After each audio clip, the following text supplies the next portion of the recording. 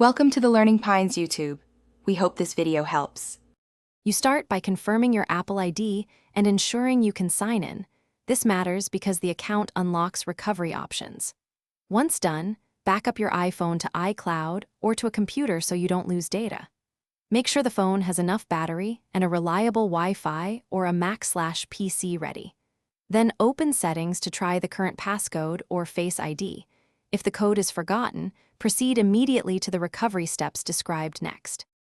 If you remember the current code, go to Settings, Face ID and Passcode, authenticate and choose Change Passcode.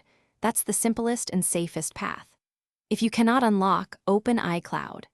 On another device, sign in, use Find iPhone and erase iPhone to remove the passcode remotely. After erasing, restore from your backup.